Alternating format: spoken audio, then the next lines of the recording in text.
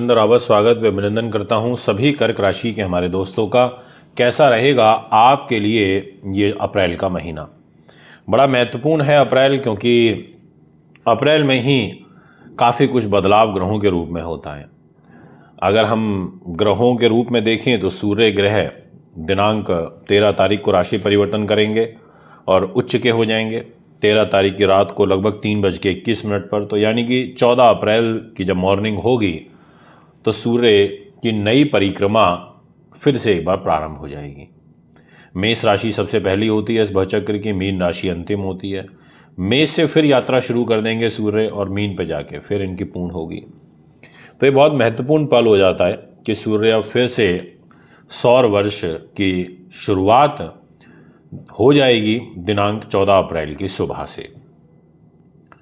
इसके अलावा मंगल ग्रह, जिनको लेके कहावत भी है कि मंगल कराए दंगल, मंगल राशि परिवर्तन करेंगे और ये गोचर कर जाएंगे दिनांक 2 अप्रैल को लगभग रात को 1 बजे के आसपास कर्क राशि के अंदर। यानी कि मंगल का कर्क के अंदर जो गोचर होगा ये नीच का गोचर होगा और आपकी कर्क राशि में ही मंगल आ जाएंगे नीच के होकर के। ये भी कहीं ना कहीं एक थोड़ा चिंता वाली बात रहेगी। बुध ग्रह दिनांक 7 अप्रैल को मीन राशि में मार्गी हो जाएंगे, यानी कि आगे बढ़ने लगेंगे। इनका आगे बढ़ना शुभ साइन की ओर इशारा करता है। कोई भी ग्रह आगे बढ़ता है तो ये तो अच्छी ही बात होती है। और शुक्रदेव 13 अप्रैल को मीन राशि में मार्गी यानी कि आगे बढ़ेंगे। जब आप आगे चलोगे तभी अपनी मंजिल तक पहुंच पाओगे, पीछे चलोगे तो कैसे पहुंचोगे। तो इसलिए ग्रह जब मार्गी गति से आगे बढ़ता है तो वो यानी कि अपनी डिग्रियों को धीरे धीरे पार करता हुआ नेक्स्ट राशि में मूव करता है। तो 2 ग्रह मार्गी हो जाएंगे। शनि का, राहु और केतु और गुरु, इनका कोई परिवर्तन नहीं है, क्योंकि शनि का तो ऑलरेडी हो ही चुका है। 30 तारीख को शनि तो राशि परिवर्तन कर चुके हैं, वो आ चुके हैं मीन राशि के अंदर। 29 तारीख की रात को ही आ गए थे। तो कर्क राशि वालों, सबसे पहले आपके कैरियर की बात करूंगा। कैरियर का दायित्व आ जाता है मंगल के पास। मंगल ने कहा कि मैं कैरियर को चलाऊंगा और वो कर्मेश होकर नीच स्थिति में गोचर करेंगे 2 अप्रैल को। कैरियर में थोड़ी सी बाधाएं हैं, इसमें कोई दो राय नहीं है, थोड़ा उथल फुथल तो रहेगी। विशेष रूप से ईंट भट्टों के काम कारोबारी या इलेक्ट्रिकल इलेक्ट्रॉनिक संबंधित काम कारोबारी, IITians, इंजीनियरिंग से जुड़े हुए जितने विद्यार्थी हैं या जो लोग जॉब कर रहे हैं, उन सबको कहीं ना कुछ पीड़ा समस्याएं तो यहाँ पर देखने को मिलेंगी। ऐसा ग्रह गति इशारा कर रही है। इसके अलावा यहाँ पर कैरियर के घर में सूर्य का आगमन होगा। जहाँ आप देख सकते हैं 1 नंबर लिखा है, वहाँ आ जाएंगे सूर्य और उच्च के हो जाएंगे। सूर्य बोलेंगे देखो भैया मैं आ गया हूँ, अब मैं उच्च का होकर फल दूंगा। और सूर्य आपके धन को लेकर के उच्च का फल देंगे। यानी कि सूर्य की जो स्थिति है वो आपके लिए अनुकूल है, लाभदायक है, उन्नतिवर्धक है। ये आपके लिए यहाँ पर परिस्थितियों को पॉजिटिव करेगी, लाभदायक करेगी। किंतु परंतु और इसमें दो मत नहीं है। यहाँ पर जो सूर्य है वो आपको उच्च का होगा, तो जो नीच मंगल के प्रभाव हैं कैरियर के मालिक होकर के, वो उसमें आपको कुछ ना कुछ पॉजिटिविटी देखने को मिलेगी। ये अच्छी बात है, प्लस पॉइंट है कि आपका सूर्य उच्च का होकर आपको रिजल्ट देगा। अगर आप मेडिसिन की लाइन में हैं, आप डॉक्टरी के पेशे में हैं, आप टीचर लेक्चरर हैं या फिर आप IAS IPS स्तर की जॉब करते हैं, 14 तारीख के बाद कुछ शुभ समाचार आपको प्राप्त हो सकते हैं। इसके अलावा आपकी जो ग्रह स्थिति रहेगी उसके अनुसार मैं ये कहना चाहूँगा कि मान सम्मान में आपको कमी महसूस होगी और ये मान सम्मान आपको बड़ा परेशान भी करेगा। आपके मानसिक रूप से दबाव बना रहेगा। आप थोड़े से काम को लटकाने की प्रवृत्ति की ओर ज़्यादा देखने को मिलेंगे। आपको अगर ब्लड प्रेशर की समस्या चल रही है तो ध्यान रखिएगा। मंगलिक दोष के कारण स्वभाव में चिड़चिड़ाहट देखने को मिल सकती है। इस प्रकार का जो ग्रहों का ट्रांजिट है वो आपकी कुंडली के अंदर दिखाई पड़ता है। तो व्यक्तित्व के साथ में आपको थोड़ा जूझना पड़ेगा। अगर मैं बात करूं फाइनेंस की, तो धन की जिम्मेदारी आ जाती है सूर्य के पास।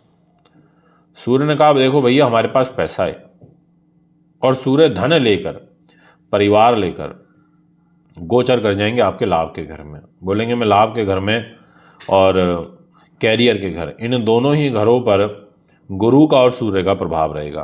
तो सूर्य जब आपके कैरियर पर होंगे 14 तारीख से, तो आप महसूस करेंगे कि अकस्मात आपको कोई बड़ा धन लाभ हो सकता है। परिवार के दृष्टिकोण से भी परिस्थितियां कुछ पॉजिटिव बनेंगी, और सबसे अच्छी बात तो यह है कि पैसा आएगा। पैसा आए, काफ़ी सारी चीज़ें मैनेज हो जाती हैं, और धन ना आए तो मैं चीज़ों को मैनेज करने में काफ़ी परेशानी आती है। ये मैं आपको विशेष रूप से कहना चाहूँगा, ध्यान रखिए थोड़ा। यदि बात करी जाए इसी विषय को आगे बढ़ाते हुए, तो मैं कहूँगा कि वाणी में आपके ओज रहेगा। जितने भी स्पोक्स पर्सन हैं, वक्ता हैं, या जिनका सिर्फ बोलने का, कंसल्टेशन प्रोवाइड करने का काम है, उन लोगों के लिए भी अच्छा है। यदि बात करें स्वास्थ्य की, तो जुपिटर हेल्थ की जिम्मेदारी ले रहे हैं। आप देख सकते हैं जहाँ 9 नंबर लिखा है उस घर को छठा भाव बोलते हैं, और वहाँ का मालिक जुपिटर लाभ के घर में बैठा है, पर वो अपनी राशि से छठा बैठा है, तो थोड़ा स्वास्थ्य में आपके पीड़ा परेशानी कुछ ना कुछ लगा करके रखेगा, आपको ध्यान रखना होगा। इसके अलावा आपको अगर शुगर की बीमारी चल रही है तो थोड़ा अलर्ट रहिएगा। शत्रुओं पर आपको विजय हासिल होगी, कुछ खास शत्रुओं पक्ष की तरफ से आपको नुकसान होता हुआ नहीं नजर आ रहा। यदि बात करी जाए आपके संतान के घर की, बुद्धि उन्नति की, नीति शास्त्र विद्वानता की, तो इस घर का दायित्व मंगल के पास आ जाता है, और मंगल नीच के होकर के आपकी राशि में बैठे हैं। मंगल ने कहा देखो मैं राशि का मालिक हूँ, और मैं आपकी राशि के अंदर ही विराजमान हूँ। एजुकेशन का लॉर्ड होकर, कॉम्पिटिटिव एग्ज़ाम्स का लॉर्ड होकर के, तो कहीं ना कहीं बाधा पहुँचेगी। आप में ऊर्जा की कमी महसूस होगी, बहुत ज़्यादा फोकस्ड होकर काम नहीं कर पाओगे। थोड़ा गर्भवती महिलाएं ध्यान रखें, स्वास्थ्य के प्रति थोड़ा सचेत रहें।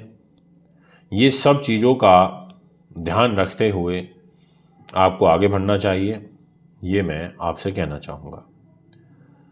यदि बात करी जाए आपसे इसी विषय को और आगे बढ़ाते हुए, तो मैं ये कहूँगा कि दाम्पत्य जीवन के स्वामी जो कि शनि महाराज बनते हैं, वो आपके भाग्य के घर में विराजमान है। पहले 13 से 14 दिनों तक मैरिज लाइफ आपकी डिस्टर्बेंस की तरफ दिखाई पड़ती है, तो इसलिए शुरुआती दौर में आपको विशेष ध्यान रखना होगा, विशेष सतर्कता बरतते हुए आपको आगे बढ़ना होगा, अन्यथा आपको नुकसान हो सकता है। इसके अलावा अगर बात करी जाए सुख साधनों से संबंधित, तो मैं कहूँगा कि सुख साधन, प्रॉपर्टी, वाहन, ज़मीन जायदाद का दायित्व शुक्र के पास है, और वो भाग्य के घर में बैठे हैं। आपको भाग्य के अनुरूप प्रॉपर्टी रिलेटेड कार्यों में सफलता मिलेगी 13 अप्रैल के बाद, जैसे ही शुक्र वक्री से मार्गी हो जाएंगे, यानी कि सीधे चलने लगेंगे, तो आपको सपोर्ट करेंगे, काफ़ी लाभ प्राप्त होगा आपको। तो यहाँ पर आपको विशेषतः शुक्र ग्रह का पूजन जरूर करना चाहिए। अगर हो सके तो ओपल ज़रूर धारण कर लें, या जरकन या डायमंड है तो वो पहन के रखें। इसके अलावा आपको विशेष रूप से अगर विदेश से संबंधित कोई भी कार्य करना है, उसके लिए क्लियर कट हरी झंडी मेरी तरफ से आपके लिए रहेगी। आप बिल्कुल विदेश जाइए, कार्य करिए, कोई दोहराए नहीं है, किंतु परंतु नहीं है, एकदम निश्चिंत होकर कार्य करिए, आपका काम बनेगा। दोस्तों, अगर आप अच्छी क्वालिटी के रुद्राक्ष लेना चाहते हो, अभिमंत्रित किए हुए लेना चाहते हो, 1 मुखी से लेकर और 14 मुखी तक कोई भी रुद्राक्ष लेना चाहते हो, आप हमें संपर्क कर सकते हो। हमारे पास सारे रुद्राक्ष ओरिजिनल क्वालिटी में अवेलेबल होते हैं। पूजा पाठ कराने के लिए भी नवरात्रि चल रहे हैं, पूजा पाठ कराने से बड़ा लाभ मिलता है, आप हमें संपर्क कर सकते हो। एक बार पुनः आगामी कार्यक्रम में आपके बीच में उपस्थित होऊंगा। अभी आपसे आज्ञा चाहता हूँ। नमस्कार।